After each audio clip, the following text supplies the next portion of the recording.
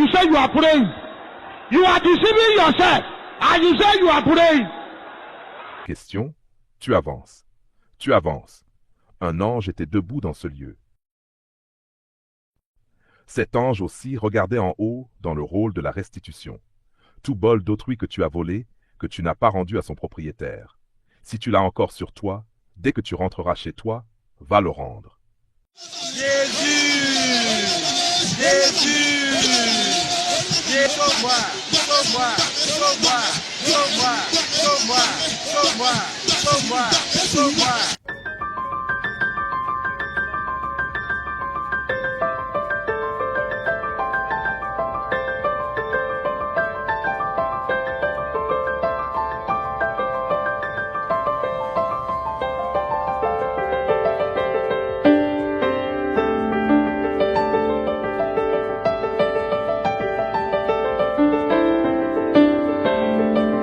Bonjour bien-aimés, bienvenue sur notre chaîne Vivre pleinement sa foi.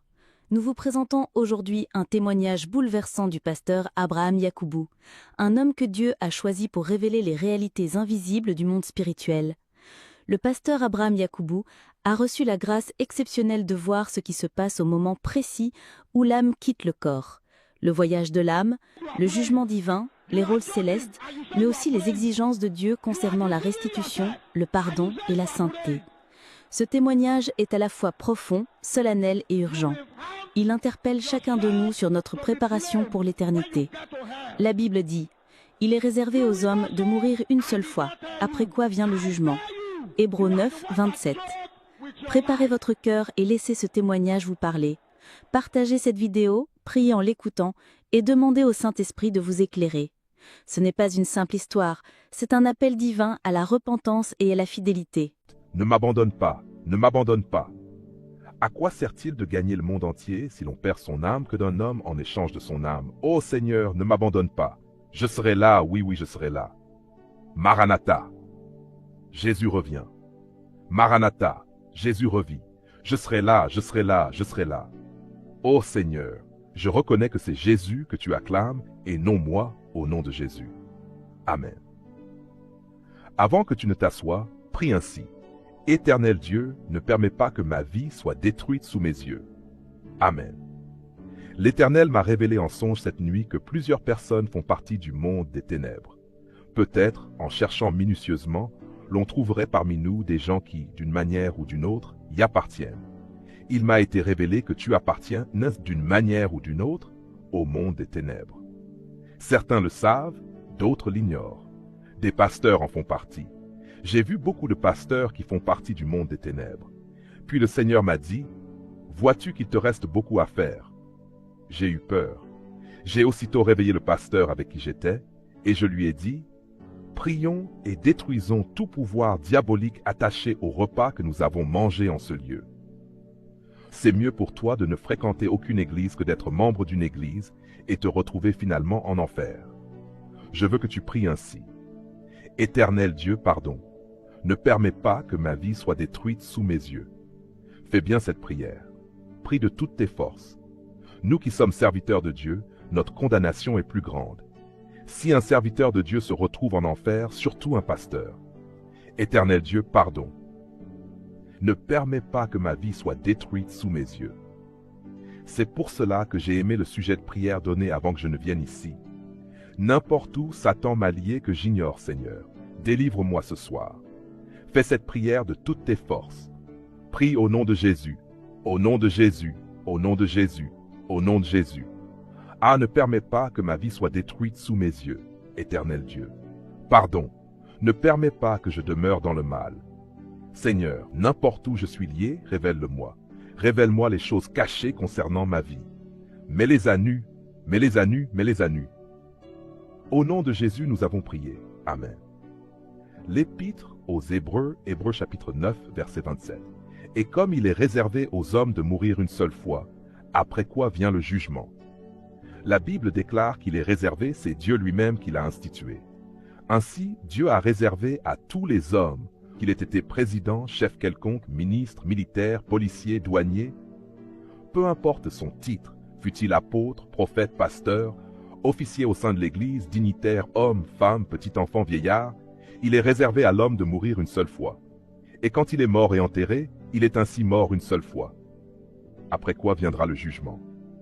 Bien-aimé, tel que tu es assis, sache-le. Un jour vient où tu resteras seul. Ton époux ne sera pas avec toi. Ta femme non plus. Tes aînés non plus. Tes jeunes frères et sœurs non plus. Tes amis non plus. Tu resteras seul. Ainsi donc, seul tu te tiendras devant le trône du jugement de Dieu pour être jugé suivant tes œuvres dans ce monde. Pour cela, dès aujourd'hui et jusqu'à la fin de ce programme, si c'était dans le but de te distraire que tu venais, chasse loin de toi l'esprit de distraction afin de pouvoir bien réfléchir, afin d'être éveillé pour savoir ce que tu fais et pourquoi. Il est réservé à toi qui me regarde de mourir une seule fois, après quoi viendra le jugement. Ce jugement dont je vous parle n'exclut ni enfant, ni homme, ni personne âgée. Permettez que nous écoutions ce que dit le livre de l'Apocalypse. Je veux que tu ouvres ta Bible. Ouvrons tous nos Bibles au livre de l'Apocalypse chapitre 20. Je lis à partir du verset 11. Je vis alors un grand trône blanc, et celui qui était assis. La terre et le ciel s'enfuirent loin de lui, et l'on ne trouva plus de place pour eux. Je vis les morts, les petits et les grands, debout devant le trône. Des livres furent ouverts. Un autre livre fut aussi ouvert, le livre vie. Les morts furent jugés d'après ce qui était écrit dans ces livres, conformément à leurs œuvres. Tiens-toi debout. Je veux que tu fasses cette prière. Je veux que tu pries de toutes tes forces avec acharnement, comme si tu fuyais devant quelqu'un qui veut t'attraper. Vous qui êtes assis, levez-vous et priez. Éternel Dieu, avant que je ne me présente devant ton trône pour être jugé, refaçonne ma vie ce soir. Le jour vient où tu comparaîtras pour être jugé. Nous ne savons pas si c'est aujourd'hui ou demain. Éternel Dieu, avant que je ne me présente devant ton trône de jugement, Dieu de grâce, refais ma vie ce soir. Je suis un ancien dans l'Église, mets cette idée de côté. Je suis une autorité, un chef de quartier ou de village, mets cette idée de côté. Je suis un serviteur de Dieu, mets cette idée de côté. Car nombreux sont les serviteurs de Dieu en enfer. Éternel Dieu, avant que je ne me présente devant toi pour être jugé, avant que je ne sois jugé suivant la rigueur de ta justice, ô Seigneur, refaçonne ma vie ce soir. Prie au nom de Jésus. Éternel Dieu, Éternel Dieu, Éternel Dieu, avant que je ne me présente devant ton trône de jugement pour être jugé, refaçonne ma vie ce soir. Rebâtis ma vie ce soir. Rebâtis ma vie ce soir. Avant que je ne me présente devant ton trône de jugement, rebâtis ma vie ce soir. Où s'en vont les morts? Où s'en vont les personnes décédées? Éternel Dieu, sauve-moi. Éternel Dieu, sauve-moi. Éternel Dieu, sauve-moi. Éternel Dieu, sauve-moi. Éternel Dieu, sauve-moi. Avant que je ne quitte ce monde, avant que je ne me présente devant ton trône de jugement, sauve-moi, sauve-moi, sauve-moi, sauve-moi. C'est au nom de Jésus que nous avons prié. Amen. Veuillez vous asseoir. N'oubliez pas où nous nous étions arrêtés hier. Nous avons dit, quand tu arriveras à la croisée des chemins, ton ombre seule te suivra. Tu auras déjà quitté ce monde pour t'en aller. Un jour viendra, et tu seras seul avec ton ombre. C'est elle seule que tu reconnaîtras. Tes amis d'ici-bas auront accompagné ton corps jusqu'à la fosse, auront versé du sable sur ton cercueil, puis seront repartis. Ce sera fini. Même en pleurant, ceux qui t'aiment auront versé du sable sur ton corps dans la fosse, puis seront retournés chez eux. Tu ne reconnaîtras personne à cet endroit. La seule que tu reconnaîtras, c'est ton ombre. Et tu l'abandonneras un peu avant la croisée des chemins. N'oublie pas cet ange du diable qui se tient sur le chemin de gauche et qui souhaite la bienvenue à ceux qui prennent le chemin de l'enfer. N'oublie pas l'ange de Dieu qui se tient sur le chemin étroit et qui crie sans cesse « Alléluia ».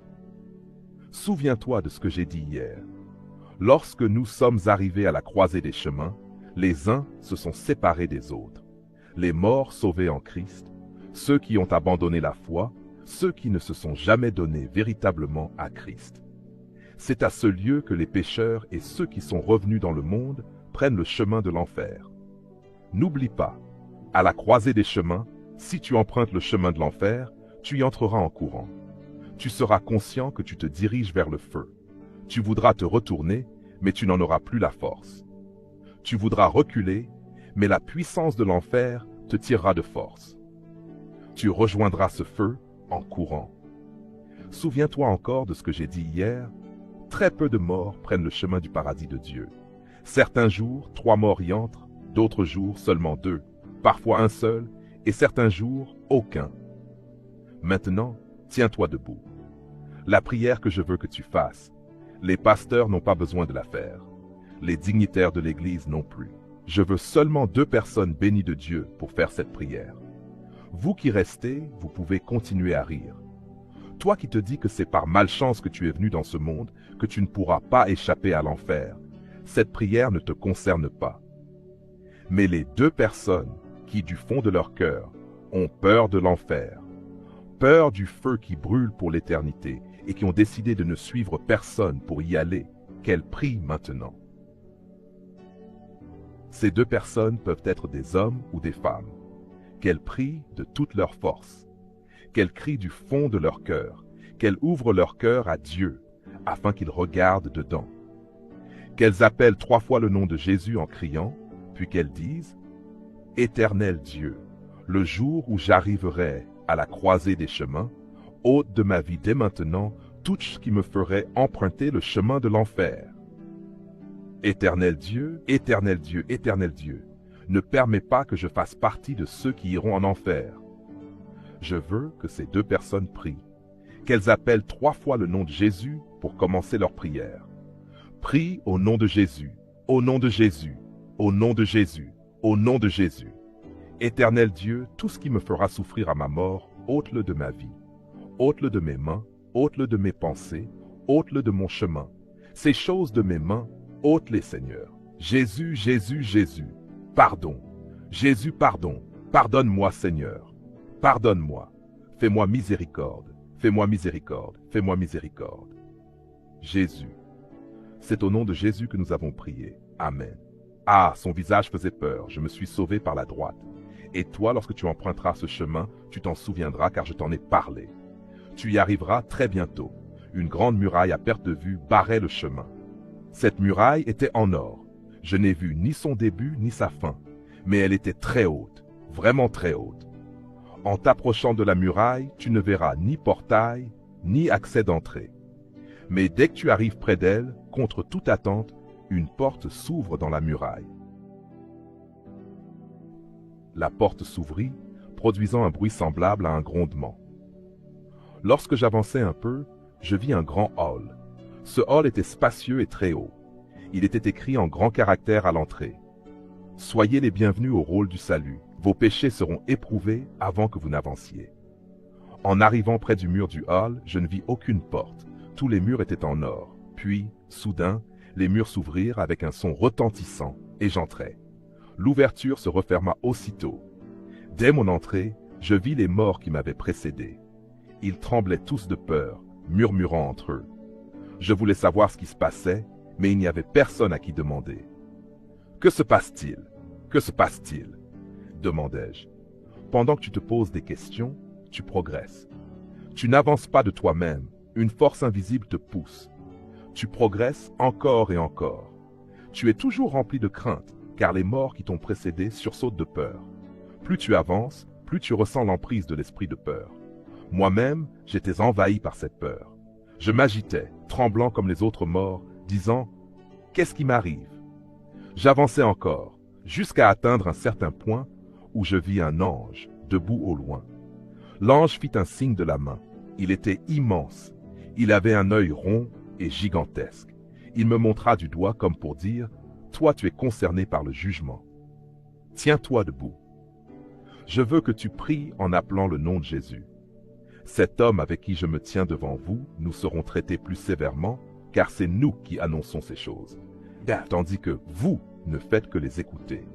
Vous serez traités moins rigoureusement. Cependant, si tu te retrouves en enfer à cause d'une dette de péché, lève tes 2 mains. Demande pardon à Dieu. Appelle une seule fois le nom de Jésus en disant « Le jour où je comparaîtrai au rôle du salut, ne permet pas que je regrette d'être venu au monde. » Pendant que je vous parle, plusieurs regrettent déjà d'avoir vécu. Éternel Dieu, fais-moi miséricorde. Le jour où je me présenterai au rôle du salut, ne permets pas que je regrette ma vie terrestre. Sauve-moi, sauve-moi, sauve-moi, sauve-moi. Fais-moi miséricorde, fais-moi miséricorde, fais-moi miséricorde, Seigneur Jésus. C'est au nom de Jésus que nous avons prié. Amen. Assieds-toi. Celui qui doit passer pour être jugé est convoqué. Par exemple, si quelqu'un s'appelle Sali, dès que son nom est prononcé, peu importe où il se trouve parmi les morts, malgré l'immensité du lieu, il se retrouve instantanément devant l'ange. S'il répond « oui » contre toute attente, il se retrouve immédiatement devant l'ange, sans savoir comment cela s'est produit. Devant l'ange, il y a un écran de télévision accroché au mur. Sur cet écran s'affiche tout ce que le mort a fait durant sa vie sur terre. Mais cela ne s'affiche qu'au moment où l'ange le regarde dans les yeux. Pendant que le mort se tient devant l'ange, celui-ci ne baisse jamais le regard. Il reste fixe. Puis, des paroles venant des cieux se font entendre, adressées au mort. Tu as obtenu le salut en telle année, à tel mois, telle semaine, jour, à telle heure, à telle minute, à telle seconde. Et le mort répond, oui, c'est vrai.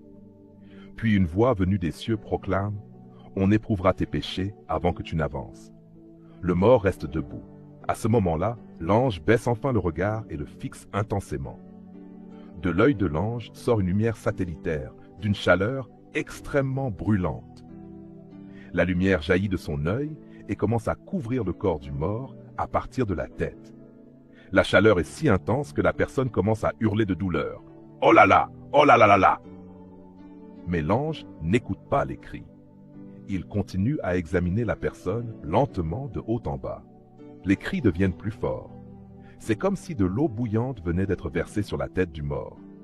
L'ange poursuit son examen lentement, très lentement, jusqu'à la plante des pieds. S'il t'examine jusqu'en bas, il lève ensuite les yeux et fixe l'écran. Dès qu'il regarde l'écran, tous les péchés non confessés avant ta mort s'affichent. Qu'ils soient au nombre de 10, 5, 3 ou même un seul péché suffit. Alors, l'ange crie d'une voix retentissante, semblable au bruit du tonnerre. « Ah !» Puis il regarde la personne et dit « Qu'est-ce qui s'est passé? Pourquoi n'as-tu pas permis que le sang de l'agneau te purifie avant d'arriver ici ?» La personne se met à supplier. « Pardon, pardon, faites-moi miséricorde, laissez-moi retourner sur la terre, pardonnez-moi. » Mais l'ange secoue la tête, signe qu'il est trop tard. Pendant que l'ange secoue la tête, une voix puissante se fait entendre depuis les cieux. « Éloigne-toi de ma présence. » Aussitôt que cette parole est dite, un vent violent souffle de nulle part, saisit la personne qui crie « Sauvez-moi! Je suis perdu! Pardonnez-moi !» Mais le vent l'emporte d'un coup et l'âme est précipitée en enfer. Ensuite, un autre mort est convoqué. La peur envahit alors tous les morts présents. Ils murmurent sans cesse, car ils ignorent qui sera le prochain convoqué. Ils respirent fort, comme s'ils étaient à bout de souffle. Puis un autre nom est appelé. Dès que la personne répond « oui », elle se retrouve immédiatement devant l'ange. L'on éprouvera tes péchés avant que tu n'avances. L'ange se tenait droit. Une voix déclara « Tu as obtenu le salut en telle année, tel mois, tel jour, telle semaine, à telle heure, telle minute, telle seconde. » Et le mort répondit « C'est vrai. » Puis la voix reprit « On éprouvera tes péchés avant que tu n'avances. » À ce moment-là, la peur saisit tous les morts. L'ange baissa alors le regard, et le mort commença à crier. Mais l'ange poursuivit son examen lentement jusqu'en bas du corps. S'il termine l'examen, il tourne les yeux vers l'écran. Tous les péchés dont cette personne ne s'était pas repentie avant sa mort apparaissent aussitôt. A-t-elle été pasteur, un chef d'État, une femme, un homme, un enfant, un grand, peu importe. S'il reste un seul péché non confessé, dès qu'il apparaît à l'écran, l'ange pousse un cri puissant. « Ah, qu'est-ce qui s'est passé? Et tu n'as pas permis que le sang de l'agneau te purifie de ses péchés avant d'arriver ici. » Alors le mort se met à crier en pleurant. « Pardon, pardon, faites-moi miséricorde, permettez que je retourne au monde. Permettez-le-moi, je vous en supplie. » Mais l'ange secoue la tête. Des cieux, une voix retentit avec force. « Éloigne-toi de ma présence. » Aussitôt, un vent violent souffle, d'on ne sait où, et soulève le mort. Il est emporté en enfer. Ah, bien-aimé! Là, je me suis souvenu de tous les péchés que j'ai commis. Je me disais, je suis perdu. Si seulement la terre pouvait s'ouvrir pour que les morts y disparaissent. Si seulement nous pouvions nous réveiller dans nos lits sur terre, comme si tout cela n'était qu'un rêve. Un autre homme fut convoqué. C'était un serviteur de Dieu. Il avait servi Dieu pendant 36 ans. Il avait même fondé une église. Lorsque ce vieil homme fut convoqué, l'ange l'examina de la tête aux pieds. Et voici, le péché retrouvé dans sa vie était la colère. L'ange cria de toutes ses forces. « Ah !»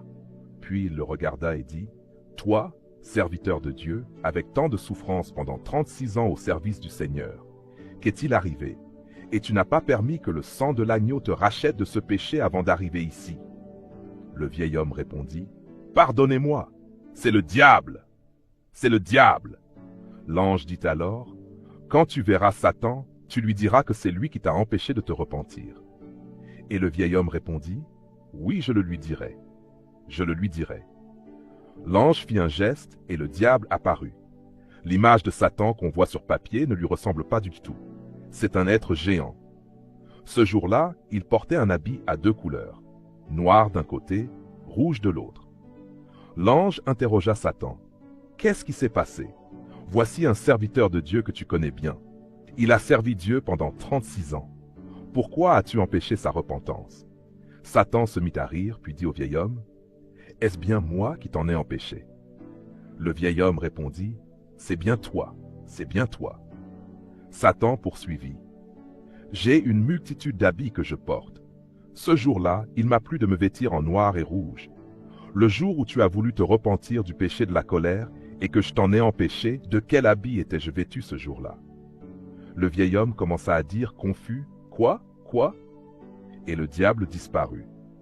Quand Satan disparut, une voix se fit entendre des cieux. « Éloigne-toi de ma présence. » Soudain, un vent violent souffla, et le vieil homme fut soulevé. Il cria, « Ah, je suis perdu aujourd'hui! Je suis perdu aujourd'hui! J'ai servi Dieu pendant 36 ans. Certains jours j'ai mangé, d'autres jours je n'ai rien trouvé à manger. Sauvez-moi! » Mais le vent l'emporta. Un autre mort fut convoqué. Tu ne peux pas savoir à qui sera le tour suivant. Tu ne peux le deviner. Tous les morts étaient nus. Ils tremblaient tous. L'on convoqua une femme. Je veux que tu pries après cela. Cette femme appartenait à une communauté chrétienne appelée Église baptiste. Elle s'appelait Élisabeth. Je ne connais pas le nom de son mari. Lorsqu'elle s'avançait, elle n'avait plus de force. Elle répétait en pleurant, « Faites-moi miséricorde, faites-moi miséricorde. » Et pourtant, elle n'avait même pas encore été convoquée. Elle continuait à pleurer, « Faites-moi miséricorde, faites-moi miséricorde. Pardon, pardon, pardon, pardon. Mon Dieu !» Soudain, son nom fut appelé des cieux. « Élisabeth T. » « Oui, répondit-elle. Tu as obtenu le salut tel jour, en telle année, dans tel mois, dans telle semaine, tel jour. Les notes que tu avais oublié de prendre le jour où tu as obtenu le salut, tout te sera rappelé, jusqu'à la seconde près. Jésus, sauve-moi. » Suite au cri de cette femme, Jésus se manifesta dans le rôle du salut. Il portait la couronne d'épines, comme lorsqu'il était apparu autrefois. Oh, ils ont trop fouetté Jésus. Il existe un film qui s'intitule « La Passion du Christ ». Ce film a montré combien Jésus a été sauvagement battu. Cependant, ce n'était qu'une infime partie de ses souffrances. Son corps, de la tête aux pieds, était lacéré. Dans le film, il portait un cache-sexe en tissu. Mais le Christ que j'ai vu apparaître dans ce lieu ne portait aucun vêtement. Son sexe avait été arraché par les coups. Tout son corps était couvert de sang. Aussitôt qu'il apparut, Élisabeth tomba à ses pieds. Jésus s'abaissa, la prit et la releva. Le sang qui coulait de son visage, il le prit de ses mains pour essuyer le visage de cette femme, puis il la saisit par la main et se transforma soudain dans sa vraie gloire, tel qu'il est glorieux dans les cieux. Ainsi il apparut dans ce lieu. Au même instant, Élisabeth fut transformée dans la même gloire que Jésus. Il existe une chanson avec laquelle les cieux accueillent ceux qui y entrent. Cette chanson retentit dans tout le rôle du salut, chantée depuis les cieux des cieux. Jésus et Élisabeth s'élevèrent ensemble dans les airs, sous les yeux de tous les morts. Vous qui êtes assis ici ce soir ou qui attendez dehors, sachez ceci. Élisabeth a fait une seule chose, et je veux que tu fasses de même ce soir. » Élisabeth n'a pas prétendu être juste. Elle a reconnu qu'elle avait péché. Elle a imploré la miséricorde de Dieu et a crié de toutes ses forces en pleurant. « Jésus, fais-moi miséricorde. » Et Jésus est apparu. Quand je suis arrivé, j'ai demandé à l'ange qui m'accompagnait, « S'il te plaît, je voudrais te poser une question. » Il me répondit, « Pose-la. » Alors je lui dis, « Est-ce qu'il est possible pour quelqu'un de demander pardon après la mort et d'être pardonné ?»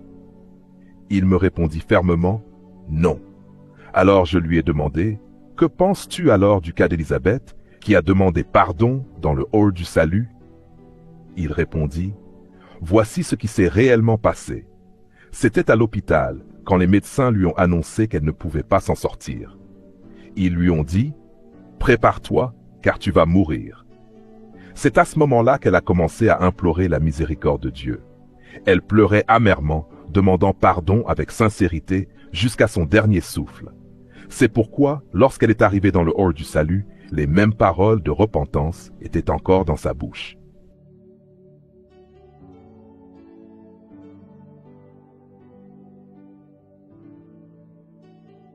Tiens-toi debout, que les deux personnes qui ont à cœur d'aller au paradis se lèvent. Vous qui restez, continuez de plaisanter et de vous réjouir. Mais sachez que l'enfer s'agrandit chaque jour. Amuse-toi, l'enfer t'attend. Mais vous, les deux personnes qui veulent aller au paradis de Dieu, criez vers Jésus comme Élisabeth a crié. Aie pitié de toi-même comme elle a eu pitié d'elle-même. Dis en pleurant, « Jésus, fais-moi miséricorde.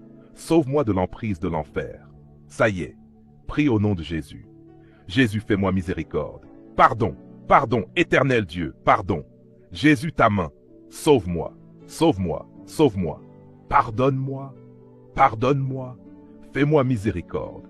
C'est au nom de Jésus que nous avons prié. Amen. Assieds-toi. Quant à moi, mon nom fut aussi appelé.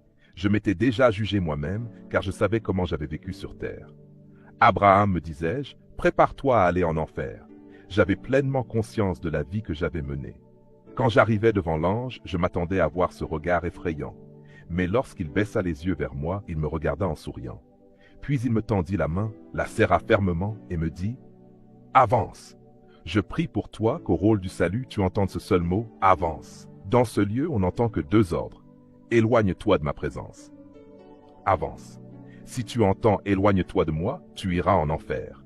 Si tu entends « Avance », alors tu es autorisé à continuer. Je prie pour toi que tu entendes l'ordre qui dit « Avance » au nom de Jésus. Quand il parla ainsi, je me disais « Est-ce bien moi, Abraham, qui vais avancer? Suis-je en train de rêver ?» Et j'avançais pour passer de l'autre côté de la clôture. Je regardais derrière moi et un autre mort avait déjà été convoqué.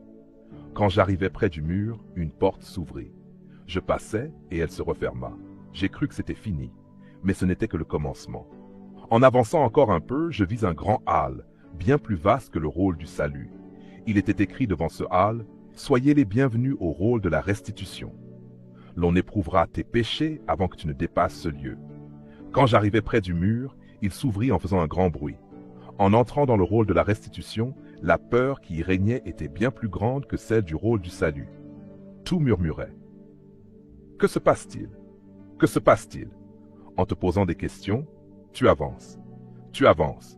Un ange était debout dans ce lieu. Cet ange aussi regardait en haut dans le rôle de la restitution. Tout bol d'autrui que tu as volé, que tu n'as pas rendu à son propriétaire. Si tu l'as encore sur toi, dès que tu rentreras chez toi, va le rendre. Le pagne d'autrui que tu as porté, le foulard d'autrui, la chemise d'autrui, le pantalon d'autrui que tu as utilisé sans le rendre. Dépêche-toi de les restituer. Regarde-moi, toute chose appartenant à autrui que tu as prise, rends-la rapidement. Si tu arrives devant l'ange et qu'il t'examine de la tête aux pieds, tout ce que tu as pris par ruse, par mensonge, ou que tu as volé, apparaîtra sur l'écran céleste. Et si un objet s'affiche à l'écran, tu es perdu. Soudain, tu entendras une voix te dire « Retire-toi de moi ». Un vent puissant te soulèvera et t'emportera en enfer. Ensuite, un autre mort sera convoqué. Et toi aussi sache-le, si un pasteur te dit que la restitution n'est pas importante, il t'a menti. Les pagnes d'autrui que tu as pris, les chemises, les chaussures, même les sous-vêtements d'autrui, Rends-les vite aussi vite que possible. Le stylo d'autrui, le mouchoir d'autrui. Parmi nous ce soir, il y a un témoin de ce que je vais raconter. Nous étions à Abeda, dans l'une de nos églises locales, pour un réveil spirituel. En arrivant à Yanok, j'ai acheté 2 mouchoirs, un pour moi, un pour le pasteur qui m'accompagnait. Il a pris le sien. Sans le savoir, j'en avais déjà empoché un. Puis j'ai dit à la vendeuse, « Madame, vous me devez encore un mouchoir. J'en ai payé 2, mais je n'en ai qu'un. » Elle me pria de ne pas me fâcher et m'en donna un autre. Plus tard, je suis monté au pupitre pour prêcher l'Évangile. Et là, une voix me dit à l'oreille, « Abraham, tu as sur toi un objet qui mérite l'enfer. Si tu meurs maintenant... » Écoutez-moi très bien. J'étais en train de prêcher. Dieu n'a rien à voir avec ce que tu fais, même si tu es pasteur ou prophète. Si tu meurs dans cette condition, tu iras en enfer. Je demandai à la voix, « Que dois-je faire ?» Elle répondit, « Confesse ta faute devant l'assemblée. » Alors j'ai dit, « Sauvez-moi. » J'ai acheté 2 mouchoirs, mais j'en ai pris 3. Aussitôt après le programme, avec un frère qui est présent ici ce soir, nous avons couru pour retrouver la vendeuse de mouchoirs. Difficilement, après de longues recherches, nous l'avons retrouvée. « Maman, une femme nous a vendu des mouchoirs tel jour. Est-ce vous ?» ?»« Oui, » répondit-elle. « J'en ai pris 3 au lieu de 2. Voici l'argent qui manquait. Et le Seigneur me dit, « C'est maintenant que tu es sauvé de la puissance de l'enfer. Regarde-moi bien, tout objet d'autrui que tu as pris et qui est encore chez toi, le stylo d'autrui, la Bible d'autrui que tu ne veux pas rendre, va vite la restituer à son propriétaire. Toi qui voles de la sauce ou la viande cuite à ta mère pour manger, les petits enfants aussi meurent, comme les grands. Va vite voir ta maman, confesse tes péchés, fais la restitution. Dis-lui, pardon maman, ne te fâche pas. Je vole la viande, je vole la peau de bœuf que tu cuisines. Et toi maman, prie pour ton enfant. Bénis-le et dis-lui, tu as bien fait. Toi femme, tu as trouvé de l'argent dans la poche de ton mari et tu l'as dépensé sans le lui dire. Et tu as pensé que c'était Dieu qui avait permis cela? Non, tu as écrit toi-même ta condamnation pour l'enfer. Frères et sœurs, ce que vous entendez n'est pas une fable ni une imagination d'homme. Le pasteur Abraham Yacoubou témoigne ici de réalités spirituelles terribles, mais vraies. Le hall du salut, le hall de la restitution, le jugement individuel, les anges, les cris, la peur et les pleurs des hommes perdus, tout cela nous rappelle que la vie ne s'arrête pas à la mort. Une autre réalité commence et rien ne peut être caché là-bas. Beaucoup se disent chrétiens, mais vivent dans le mensonge, la colère, le vol, les disputes, ou encore refusent de restituer ce qui appartient à autrui. D'autres encore vivent dans la dissimulation, oubliant que chaque détail de notre vie sera révélé devant Dieu. Si même des pasteurs, des femmes chrétiennes, des personnes engagées dans l'Église se sont retrouvées rejetées parce qu'ils n'ont pas réglé certains détails de leur vie, qu'en sera-t-il de toi et moi? 2 Corinthiens 5:10. Car il nous faut tous comparaître devant le tribunal de Christ, afin que chacun reçoive selon le bien ou le mal qu'il aura fait, étant dans son corps. Ne laisse rien t'empêcher d'entrer au ciel, que ce soit un objet volé, une colère non confessée, un mensonge oublié, une dette de péché, une injustice passée, une mauvaise pensée nourrie en secret. Repens-toi pendant qu'il est encore temps. Car une fois mort, il n'y aura plus de retour possible. Mets-les à nu, mets-les à nu, mets-les à nu, mets-les à nu, mets-les à nu, mets-les à nu, mets-les à nu, mets-les à nu, mets-les à nu, mets-les à nu. Il y a beaucoup d'exemples. Mais je vais m'arrêter ici car ce soir, nous devons encore aborder des sujets concernant le ciel. Ce soir, il y eut une femme. Cette femme est parvenue au rôle de la restitution. Ah! Cette femme a beaucoup souffert. Elle a grandi chez son oncle paternel, qui fut son tuteur depuis l'enfance jusqu'au jour de son mariage. Nous regardions tout cela à l'écran quand cette femme a rejoint son mari. Un mari vraiment méchant.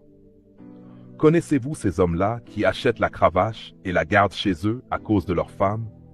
Toi qui possèdes une cravache chez toi à cause de ta femme, toi qui as transformé ta femme en un mouton. Repense-toi vite avant de te retrouver en enfer. On voit certains hommes qui, quand leur femme leur demande un peu d'argent, « Pardonne-moi, pouvons-nous avoir 2000 francs ?» répondent avec ruse. « Combien disais-tu » ? Combien ? Puis ils finissent par dire « Je ne peux trouver que 500 francs ». Alors qu'ils mentent. Ils mentent. Un homme pareil était le mari de cette femme. Nous regardions cela à l'écran. Un jour, cet homme partait au travail. Sa femme s'était approchée de lui. Voici ce qui s'était passé. Lorsque cette femme arriva devant l'ange, les cieux refusèrent de la laisser passer. Elle se mit à crier « Pardon, j'ai trop souffert toute ma vie. Quand j'ai accepté Jésus comme mon sauveur, j'ai mis en pratique tout ce qu'on m'a enseigné à l'église. Pardon, pardonnez-moi. » L'ange lui dit « Regarde ce qui t'empêche de passer. » Elle vit alors son mari en train de partir au travail. « Tous les objets d'autrui que tu as chez toi, rends-les. » La femme avait dit à son mari « Donne-nous un peu d'argent pour le repas. »« Je n'ai pas d'argent, répondit l'homme. Puis il finit par lui remettre 250 francs. La femme ajouta « C'est pour moi et les enfants. » Et l'homme répondit « C'est tout ce que j'ai. » La femme accepta cette somme. En regardant cela à l'écran, je me disais « Voilà une femme vertueuse. » L'homme étant parti, la femme sortit les habits pour les laver. Elle trouva dans la poche d'un pantalon la somme de 27 500 néras. De cette somme, elle soutira 7000 néras. Devant Dieu et devant les hommes, cette femme soutira 7000 néras. Mais elle n'acheta même pas un mouchoir pour elle-même. Ça chauffe au ciel. L'idée que tu as des cieux dans ta communauté chrétienne n'est pas la réalité des cieux. Au ciel, c'est plus sérieux qu'ici-bas. Cette femme avait utilisé les 7000 néras seulement pour le repas familial. Elle dit « J'ai tout dépensé pour le repas. Je n'ai rien pris pour moi-même. » Pardon. Alors les cieux répondirent « En vérité, tu n'as rien pris pour toi-même. Mais as-tu dit à ton mari que c'est toi qui avais pris cet argent ?» Elle répondit « Mon mari m'aurait chicoté si je lui avais dit « Il est méchant. Pardonnez-moi. » Et les cieux dirent « Nous savons que ton mari est méchant, mais si t'avais battu, cela aurait valu mieux que ce qui t'attend maintenant. » Puis j'entendis « Retire-toi de ma présence. » Un vent violent survint et souleva la femme. Elle hurla. J'ai eu pitié d'elle, et je me mis à crier « Oh là là, je suis perdu !» Mais le vent l'emporta. Tiens-toi debout. Quel objet d'autrui as-tu encore sur toi? Ton mari t'a remis de l'argent pour le repas. Et tu en as caché une partie pour faire la tontine. Et toi, homme, l'argent que tu demandes à ta femme, tu le dépenses comme tu veux. Mais quand elle te demande le bilan, tu lui dis « Et toi? Et l'argent? C'est moi qui vous possède. » Au ciel, tu sauras que ta femme ne t'appartenait pas, que l'argent ne t'appartenait pas non plus. Lève tes deux mains et crie « Éternel Dieu, tout objet d'autrui que j'ai pris et oublié, pardon. Seigneur, rappelle-le-moi. Aide-moi à rendre tout ce qui appartient à autrui. Même le pagne que j'ai ramassé sur le séchoir, même l'objet que j'ai pris sans informer le propriétaire, même la chemise d'autrui que je porte sans l'avoir rendue. Aide-moi, Seigneur. » Que les deux personnes qui ne veulent pas aller en enfer prient en ce moment. Dis, je ne veux pas aller en enfer. Prie, prie, prie. Mon frère, pourquoi irais-tu en enfer pendant que l'Esprit de Dieu t'avertit? Ma sœur, pourquoi irais-tu en enfer alors que Dieu t'aime et veut te sauver? Ne méprise pas cet avertissement. L'enfer est réel. Bien-aimé, tu viens d'écouter un témoignage profond, bouleversant et véridique. Le pasteur Abraham Yacoubou n'a pas rêvé. Il a vu ce que peu de personnes voient, le voyage de l'âme après la mort, le jugement, la réalité du ciel, mais aussi la terreur de l'enfer. Ce message est un avertissement de Dieu pour chacun de nous. Il n'y aura pas de deuxième chance après la mort. Aujourd'hui est le temps de prendre des décisions radicales. Repens-toi sincèrement. Rends ce que tu as pris. Pardonne à ceux qui t'ont offensé. Obéis à Dieu dans les petits comme dans les grands détails. Hébreux 9, 27. Et comme il est réservé aux hommes de mourir une seule fois, après quoi vient le jugement. Si ce témoignage a touché ton cœur, n'attends pas demain. Plie les genoux là où tu es. Crie à Jésus comme l'a fait Élisabeth dans ce témoignage. Seigneur Jésus, aie pitié de moi, sauve mon âme. Jésus revient bientôt. Prépare-toi. Rebâtis ma vie ce soir. Avant que je me présente devant ton trône de jugement, refaçonne ma vie ce soir. Rebâtis ma vie ce soir. Rebâtis ma vie ce soir. Où s'en vont les morts? Où s'en vont les morts? Où s'en vont les personnes décédées? Où s'en vont les morts? Où s'en vont les morts? Où s'en vont les morts? Où s'en vont les morts? Éternel Dieu, sauve-moi. Éternel Dieu, sauve-moi. Éternel Dieu, sauve-moi. Éternel Dieu, sauve-moi. Peut-être que, pendant que vous écoutez, quelque chose en vous vous pousse à revenir à Dieu ou à lui donner votre vie. N'ignorez pas cette voix. Jésus vous appelle aujourd'hui avec amour et miséricorde. Il veut que vous soyez proche de lui. Il veut vous guérir, vous restaurer, vous pardonner et marcher avec vous tous les jours de votre vie. Alors si tel est le cas, faisons ensemble cette prière. Dites Seigneur Jésus, je reconnais que je suis pécheur et que j'ai besoin de ton pardon. Merci d'avoir donné ta vie pour moi à la croix.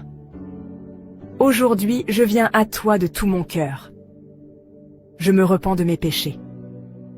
Viens dans ma vie, sois mon Sauveur et mon Seigneur. Je te donne mon cœur, ma volonté, ma vie entière. Remplis-moi de ton Saint-Esprit et guide-moi dans ta vérité.